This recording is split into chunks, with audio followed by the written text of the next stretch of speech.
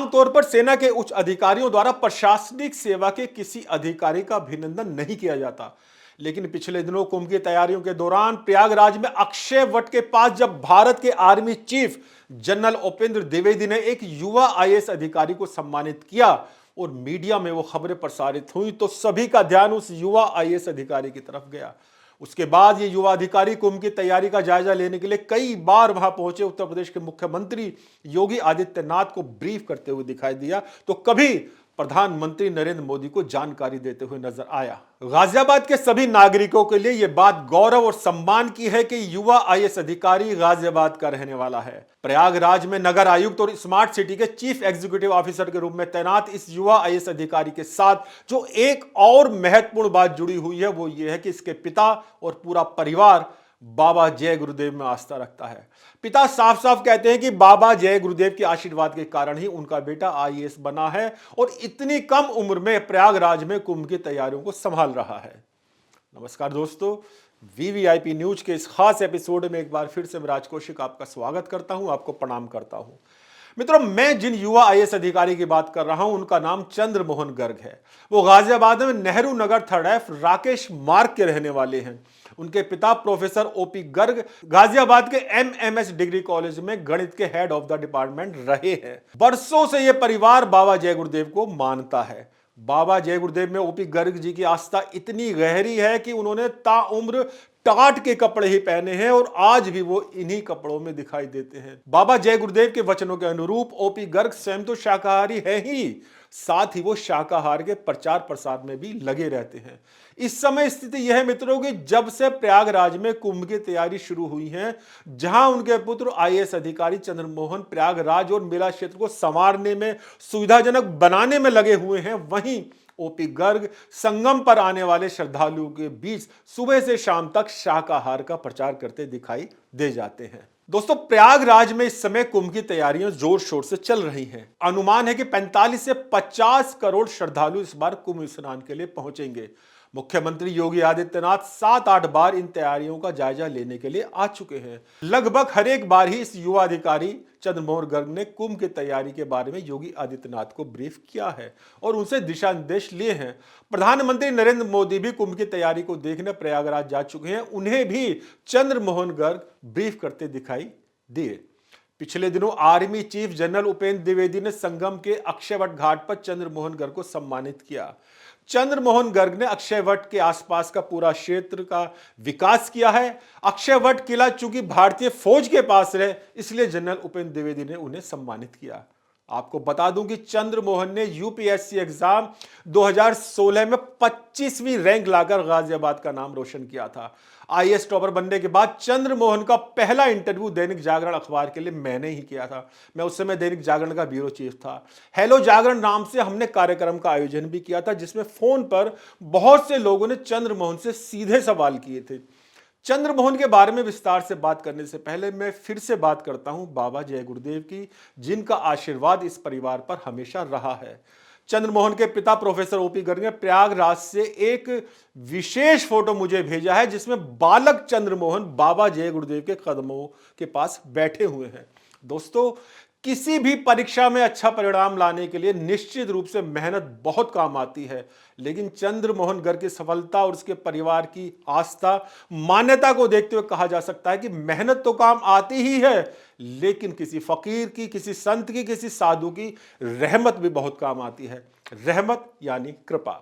चंद्रमोहन का परिवार खुलकर इस बात को हमेशा कहता है कि बाबा जय गुरुदेव की रहमत, बाबा की कृपा उन पर बनी हुई है। मित्रों, बाबा जय गुरुदेव आध्यात्मिक जगत की एक ऐसी विभूति थे जो सिर्फ प्रवचन तक ही सीमित नहीं थे। समाज में या राजनीति में कहीं कुछ गलत होता उन्हें दिखाई देता था तो उसके खिलाफ आवाज उठाते थे। 1975 में जब तत्कालीन प्रधानमंत्री इंदिरा गांधी ने इमरजेंसी लगाई थी तो बाबा जय गुरुदेव ने खुलकर इमरजेंसी का विरोध किया था। उस विरोध के कारण उन्हें लंबे समय तक जेल में रहना पड़ा था। आप में से बहुत से लोग बाबा जय गुरुदेव के बारे में जानते होंगे। आज से लगभग 12 वर्ष पूर्व मथुरा में उन्होंने शरीर त्यागा था। कुछ लोग, खासतौर पर युवा, ऐसे भी हो सकते हैं जो बाबा जय गुरुदेव के बारे में नहीं जानते हो या कम जानते हो। ऐसे लोगों के लिए हमने बाबा जय गुरुदेव पर एक विशेष रिपोर्ट तैयार की है। आगे बढ़ने से पहले आइए देखते हैं उस रिपोर्ट को। विश्व प्रसिद्ध धार्मिक गुरु बाबा जय गुरुदेव को मानने वाले भक्तों की संख्या देश विदेश में लाखों में है। गुरु के महत्व को सर्वोपरि रखने वाले बाबा जय गुरुदेव प्रत्येक कार्य में अपने गुरु का स्मरण कर जय गुरुदेव का उद्घोष करते थे। इसीलिए वो बाबा जय गुरुदेव के नाम से ही जाने जाने लगे। उनके प्रचार का खास माध्यम दीवारों पर लिखा उनका नारा होता था, जय गुरुदेव सतयुग आएगा। बाबा जय गुरुदेव कहते थे कि शरीर तो किराए की कोठरी है, इसके लिए 23 घंटे दो, लेकिन आत्मा के लिए भी कम से कम 1 घंटा जरूर निकालो। इससे ईश्वर प्राप्ति सहज हो जाएगी। बाबा जय गुरुदेव का जन्म उत्तर प्रदेश में इटावा जिले के भरथना स्थित गांव खितौरा नील कोठी प्रांगण में हुआ था।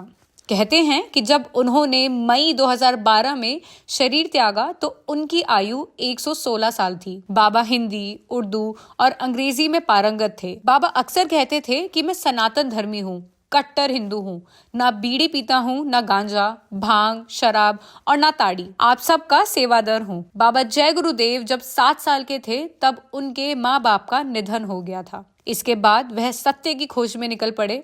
समय बाद घूमते घूमते अलीगढ़ के चिरौली गांव पहुंचे। वहां उनकी मुलाकात संत घूरेलाल जी शर्मा से हुई और उन्होंने जीवन भर के लिए उन्हें अपना गुरु मान लिया। उन्हीं के पास बाबा वर्षों झोपड़ी में रहे। उनके सानिध्य में एक एक दिन में 18 घंटे तक साधना करते थे। दिसंबर 1950 में उनके गुरु घूरेलाल जी का निधन हो गया। संत घूरेलाल जी के 2 शिष्य थे, एक चंद्रमा दास और दूसरे तुलसीदास। संत भूरेलाल जी के स्वर्गवास के बाद इन्हीं तुलसीदास को बाबा ने गुरु माना। 1975 में तत्काल प्रधानमंत्री श्रीमती इंदिरा गांधी द्वारा इमरजेंसी लगाई जाने का बाबा जय गुरुदेव ने खुलकर विरोध किया था। इस कारण उन्हें जेल भी जाना पड़ा। Agra central, Bareilly central jail, Bengaluru की जेल के बाद उन्हें नई दिल्ली के तिहाड़ जेल ले जाया गया। वहां से वो 23 मार्च 1977 को रिहा हुए। जय गुरुदेव के अनुयायी इस दिवस को मुक्ति दिवस के रूप में मनाते हैं। जेल से छूटने के बाद गुरुदेव जब मथुरा आश्रम आए तो तत्कालीन प्रधानमंत्री इंदिरा गांधी उनके आश्रम में पहुंची और आपातकाल के लिए माफी मांगी। अपनी आध्यात्मिक यात्रा के दौरान उन्होंने राजनीति की असफल यात्रा भी की। वर्ष 1980 और 90 के दशक के दौरान उन्होंने दूरदर्शी पार्टी बनाई, लेकिन वे सफल नहीं हुए। उन्होंने संसद का चुनाव लड़ा, लेकिन जीत हासिल नहीं हुई। वर्ष 1948 से पहले उनके गुरु ने बाबा से मथुरा के किसी एकांत स्थान पर अपना आश्रम बनाकर गरीबों की सेवा करने के लिए कहा था। बाबा ने अपने गुरु स्थान चिरौली के नाम पर 1953 में कृष्णानगर मथुरा में चिरौली संत आश्रम की स्थापना से अपने मिशन की शुरुआत की। ये स्थान छोटा पड़ने पर राष्ट्रीय राजमार्ग के किनारे दूसरी जमीन तलाश कर यहाँ आश्रम बनवाया। राष्ट्रीय राजमार्ग के किनारे ही उनका भव्य स्मृति चिन्ह जय गुरुदेव नामक योग साधना मंदिर है। बाबा जय गुरुदेव के अनुयायियों में अनपढ़ किसान से लेकर प्रबुद्ध वर्ग तक के लोग हैं। बाबा शाकाहार पर विशेष बल देते हैं।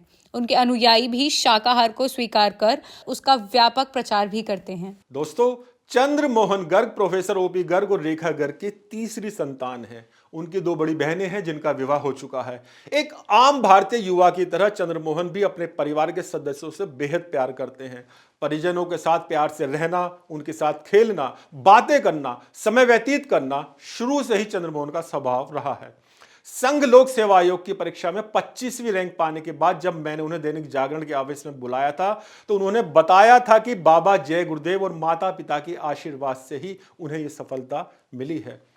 चंद्रमोहन का मानना है कि यदि आपका लक्ष्य निर्धारित है और उसे हासिल करने के लिए आप मेहनत कर रहे हैं तो आपको सफलता जरूर मिलेगी। चंद्रमोहन ने 2015 में भी सिविल सर्विसेज परीक्षा पास की थी।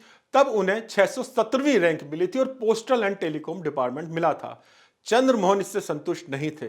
उन्होंने बाबा जय गुरुदेव और माता पिता के आशीर्वाद से अगले साल फिर परीक्षा दी और इस बार उन्हें 25वीं रैंक के साथ शानदार सफलता मिली। चंद्रमोहन ने हाई स्कूल शास्त्री नगर गाजियाबाद के सेंट मैरी और इंटरमीडिएट SBDPS दिल्ली से पास किया था। NSIT से BE करने के बाद 1 वर्ष तक उन्होंने डेलोइट कंपनी में प्राइवेट जॉब भी की थी और बाद में सब कुछ छोड़कर सिर्फ सिविल सर्विसेज की तैयारी की। दोस्तों, इंटरव्यू के दौरान चंद्रमोहन ने बताया था कि उन्होंने मुख्य रूप से 2 कारणों से सिविल सेवा की तैयारी शुरू की थी। एक तो वो गतिशील और विविधतापूर्ण नौकरी चाहते थे जिसमें सार्वजनिक बातचीत शामिल हो, और दूसरा वो समाज के लिए कुछ विश्वसनीय करना चाहते हैं, और ऐसा हो भी रहा है। पूरा प्रयागराज उनकी प्रशंसा कर रहा है। स्मार्ट सिटी के अपने ऑफिस को उन्होंने कारपोरेट ऑफिस की तरह तैयार किया है। उत्तर प्रदेश के इतिहास में संभवतः पहली बार हुआ है कि सूबे के मुख्यमंत्री नगर निगम के किसी ऑफिस में पहुंचे हों। पिछले दिनों योगी आदित्यनाथ उनके ऑफिस को देखने के लिए आए थे। दोस्तों, चंद्रमोहन के नेतृत्व में प्रयागराज को देश का सबसे साफ सुथरा शहर होने का गौरव भी मिला है। इस उपलब्धि के लिए जहां उत्तर प्रदेश शासन की तरफ से उन्हें सम्मानित किया गया, वहीं राष्ट्रपति द्रौपदी मुर्मू ने भी उनको सम्मानित किया है। यूआईएस पुत्र द्वारा हासिल की जा रही इस शानदार उपलब्धियों के बावजूद पिता प्रोफेसर ओपी गर्ग की सादगी आज भी देखने लायक है। वो जहां इन तमाम उपलब्धियों का श्रेय बाबा जय गुरुदेव के आशीर्वाद को दे रहे हैं, वहीं बाबा जय गुरुदेव के शाकाहार के संदेश को जन जन तक पहुंचा भी रहे हैं। संगम पर आने वाले देश विदेश के नागरिकों को मांसाहार और मदिरापान त्यागने और शाकाहार को अपनाने का संकल्प वो करा रहे हैं। देखिए किस तरह से टाट के कपड़े पहने प्रोफेसर गर्ग शाकाहार के और बाबा जय गुरुदेव के प्रचार प्रसार में लगे हुए हैं। Drink wine, no. Good. Vegetarian, good. He is Gulizet. He is from Israel, and yeah, he is a vegetarian. What's your name, sir? Itamau. He is vegetarian. He doesn't take egg. He doesn't take meat. He doesn't take fish, and no wine, no drink. Good or not good? Good, very good, very good, very good, very good, very good. This Jai Gurudev name. दोस्तों, बाबा जय गुरुदेव एक क्रांतिकारी संत थे। दिल्ली से जब आगरा जाते हैं तो मथुरा के बाहर हाईवे पर दाईं तरफ उनके आश्रम का भव्य भवन देखा जा सकता है। बाबा जय गुरुदेव अपने प्रवचनों में अलग शैली में भक्तों के साथ बात किया करते थे। मैं आपको उनके प्रवचन की एक झलक भी दिखाना चाहता हूं। आप भी देखिए बाबा जय गुरुदेव को। शिवनेत्र चाहिए आपको, आपके पास, और वो अगर कहीं शिवनेत्र ज्ञान चक्षु दिव्य दृष्टि मनुष्य मंदिर में खुल जाए तो परमात्मा को आप ऐसे देख सकते हो जैसे हम आपको देखते हैं। हम आपसे बात करते हैं, ऐसे उससे बात है, लेकिन वो इस पंचभौतिक शरीर में नहीं है। तो मित्रों, अब आपसे विदा लेता हूं। हम विश्वास करते हैं कि एक फकीर के सद्विचारों का प्रोफेसर ओपी गर्ग इसी तरह से प्रचार प्रसार करते रहेंगे, लोगों को सही रास्ते पर चलने की प्रेरणा देते रहेंगे, और उनके पुत्र आईएएस अधिकारी चंद्रमोहन गर्ग समाज के, राष्ट्र के, जन जन के हित और विकास के लिए इसी तरह से सक्रिय रहेंगे, और ये पिता पुत्र इसी तरह से गाजियाबाद का नाम रोशन करते रहेंगे। वीवीआईपी न्यूज और गाजियाबाद के प्रत्येक नागरिक की शुभकामनाएं सदैव इनके साथ है। यह एपिसोड आपको कैसा लगा कमेंट्स बॉक्स में जरूर लिखिए, और सब्सक्राइब करना बिल्कुल ना भूलिएगा। वीवीआईपी न्यूज, नमस्कार।